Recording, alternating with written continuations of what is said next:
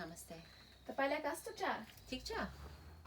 So what you just saw is the first entrance coming into a Nepali house. So when you enter, you have to ask, can I enter this place?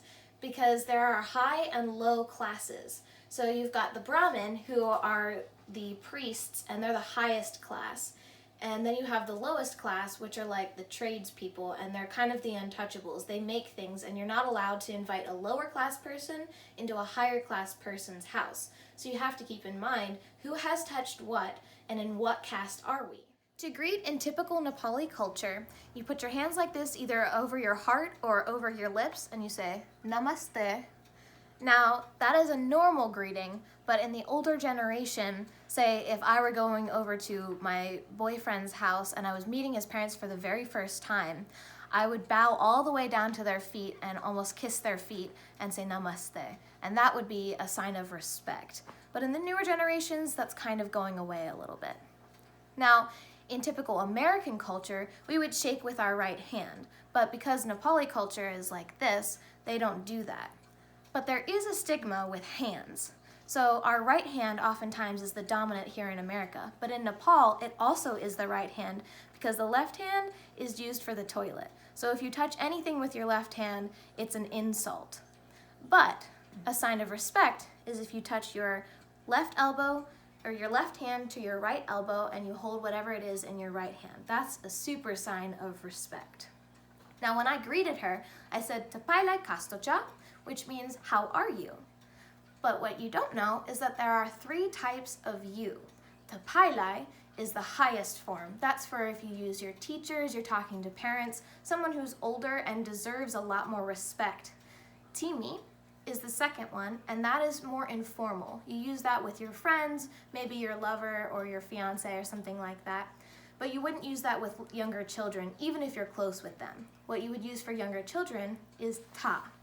Ta is the lowest form, and that doesn't mean that it's worth less. It just means that there's a little bit less respect there, because they are younger than you after all.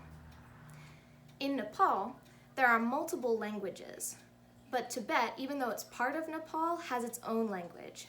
Here in America, English is the major language, but in Nepal, there are actually 129 different dialects that are all recognized by Nepal as its formal language and are all super dialects of Nepalese. So when you start to get to know a Nepali family, they'll introduce themselves first. So the husband will always introduce the wife and the kids. But in American culture, we would say, my name is Bob, this is my wife Sally, and these are our children Isaac, Jacob, and John. But in Nepali culture, they actually have specific titles for the place in which they were born. And so the husband would introduce, this is my wife, and then this is my eldest son, this is my second eldest son, my third eldest son, my oldest daughter, and that can go on for 7. They have a title for 7 of the same gender. Boys are actually preferred, and like in India where they have some infanticide where they kill the girls, that does happen occasionally in Nepal, although as the younger generations are kind of taking it and they're going a little bit more liberal where they're not killing the girls quite as much. Now, if you do really get to know the family and the kids start introducing themselves by their own names, there are some name pairs that you should be aware of. When you have twins, there are expected name pairs, like a girl and a girl, a boy and a girl, or a boy and a boy. Say in America what it would look like is if twin girls were always named Sally and Jane, if Sally introduced herself and said she had a sister named Jane, you would immediately know that they were twins. The same happens like that in Nepal. I find that quite interesting. Now with their roles, girls are taught to control the finances. They're also taught to cook and clean and take care of the kids. The boys' role is a little bit different. The boys are supposed to bring in the money and they're supposed to protect the family. So gender and sexuality norms are a little bit different in Nepal. So here, it's perfectly fine for a girl to have short hair or a boy to have long hair. But in Nepal, that's really unacceptable. Girls should always have long hair and boys should always have short hair. Now speaking of gender norms, in dating, the boy always should ask the girl. The girl should never ask the boy. Even if she really likes him and he's not picking up the signals, she should have her friend talk to him and then he can ask the girl. But the girl should never ask him. Now dating is something that's kept a little bit secret. You find a guy or a girl that you really like, and then you hang out with them, and when you're definitely sure that they're the one, then you take them home to the family. Now that's easier because PDA is something that's not really accepted between opposite genders in Nepal. However, it is something that you see between the same gender. While here in America, we might take hand-holding with the same gender or throwing your arm around their shoulder as something that is associated with the LGBTQ community between two of the same gender. But in Nepal, that's just normal. You hold hands with your best friend, you put your arm around them when you're walking places. Sometimes they'll almost even sit in your lap as you're sitting next to each other. Nepali culture is more event-oriented than it is time-oriented. So while here we might say, what time am I supposed to be there? 4 o'clock, I will be there at 3:58, or that's when I would be there. Or be there at 4 o'clock when you're supposed to be there. But in Nepali culture, time is a little more flexible. If you say it starts at 4, it really starts at about 6. So the Nepali family that I talked to, I asked them about that, how they felt about time. And they said, in Nepal, we had time, but we didn't have money. And here, they said they had money, but they didn't have time. And according to their culture and the way that they really feel, they said they would really prefer to have time and not a whole lot of money. So once you find that special someone, you have to ask, can I actually marry this person? Because you have to think about caste. Remember, you can't marry someone in a higher caste or of a lower caste. You're supposed to marry within the same caste. So you have your caste name and then you have your family name. Same as we have, Smith or Jones, but then you would have your additional caste name to signify which caste you're in. Now, as the things are getting a little bit more liberal, it's okay for a higher class male to marry a lower class female, but it's not as okay for a lower class male to marry a higher class female. That's just really unacceptable. So when you are going into the wedding, weddings are usually about 3 to 4 days long because every celebration, you know how you have the bridal party, you have the bachelorette party, the bachelor party, you have the rehearsal dinner and all that sort of thing. They take each of those as an entire day that you celebrate. And so it's usually 3 to 4 days, sometimes even longer. Once you're married, there's a signifier. Here in America, we use a ring on the left ring finger. But in Nepal, you have the henna that goes up the hands as decoration on the woman. And then you also have what's called a tika, which is red dye that's mixed with rice paste and put between the hairline.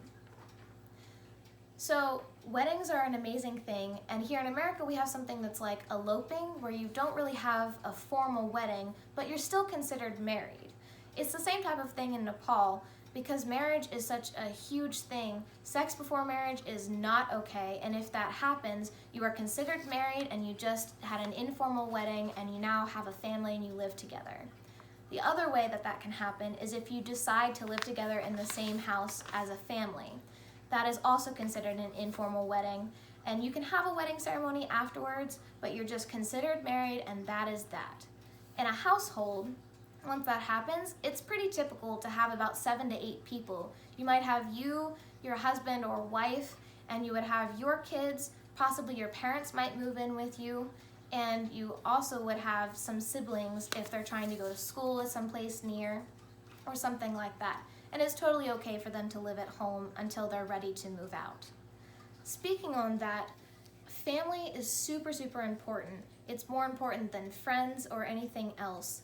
And in their culture, divorce is not acceptable. So if someone cheats or something really awful happens, you either need to seek help and you need to work together to figure out why that happened and then have a stronger marriage, because you just don't get a divorce. If you get a divorce, especially if it was your fault, you risk possibly being just pushed out by your family so that you can't go home, you can't have any access to them, and if you're a woman, that causes issues because you can't own any property, and once you're divorced, no matter if you're a girl or a boy, it's really hard to get married again.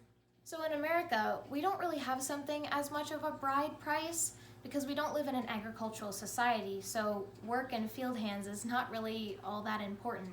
But in Nepal, it is more of an agricultural society, and so the father has to pay a bride price.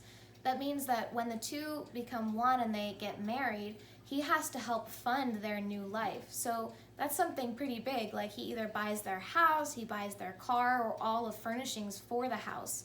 And so in some ways, that contributes to why they don't want daughters. It's expensive to have girls. So as the wife, once you get married, your main duties will be to cook and to clean and to take care of the kids. So one of the staple meals that you might make is what's called dal bhat. Dal bhat is rice and lentils. The dal is the lentils and the rice is the bhat. And then you would also make something called roti, which is a little bit like naan. It's a bread that you make on the side. And to drink, you would make masala chai. So to make dal bhat, which I'm going to be making today, you can use what we're using is spicy brown mustard, coconut oil, coconut milk, penang, curry. We would use tomatoes, Thai chili peppers, turmeric, salt, water, the lentils, fenugreek seed, and an onion.